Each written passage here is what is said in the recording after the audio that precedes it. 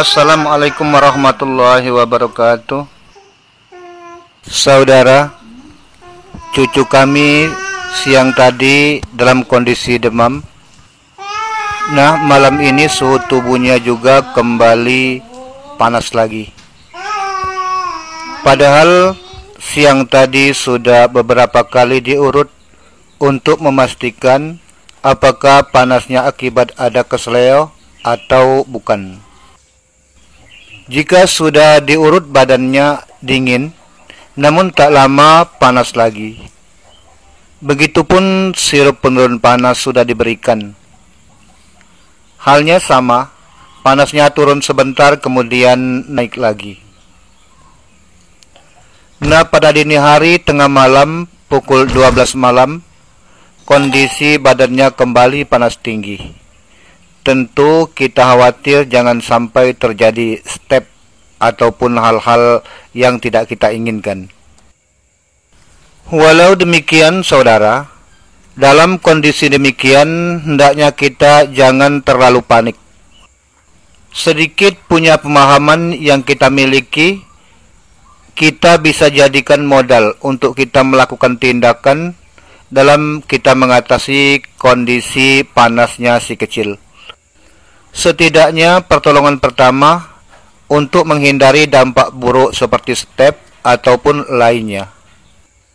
Bahkan kadang juga tindakan kita ini justru menjadi tindakan yang tepat yang berhasil untuk menyembuhkan. Kita harus paham dulu mengapa kondisinya panas.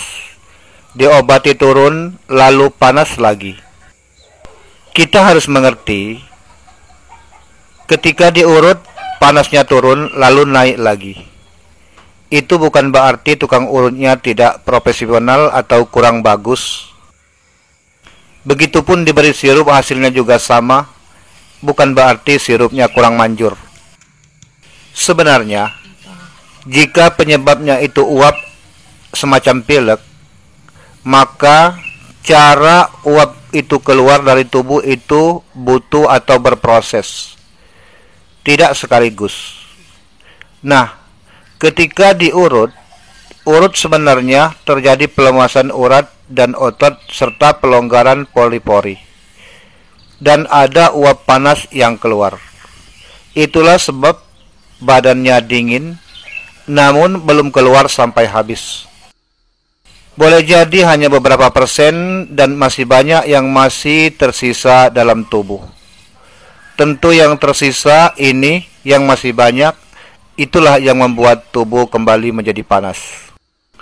Begitupun dengan sirup yang kita berikan. Bukan berarti sirupnya yang tidak manjur. Kita tahu, pemakaian sirup itu sifatnya terbatas sesuai dosis. Jika berlebihan, justru akan terjadi overdosis. Nah, pada dosis tertentu ini, belum tentu daya reda sirup mampu meredakan panas secara tuntas. Setelah kita paham ini, kita harus melakukan tindakan mengikuti cara keluar uap yang berproses itu. Jika keluar uap butuh waktu lama, maka lakukan pengobatan selama itu pula. Sebagaimana yang kami lakukan malam ini, kami mengatasi panasnya hingga pukul 2 malam. Panasnya baru reda dan si kecil bisa tidur nyenyak. Dari yang sebelumnya nangis terus dan minta digendong. Apa yang kita lakukan? Maka inilah yang mesti kita lakukan. Tetap kita mengedepankan sirup penurun panas sebagai obat dalam. Setelah diberi sirup, lakukan kompres kepala dan juga seluruh bagian badannya yang panas dengan timun yang diparut dan diberi sedikit air.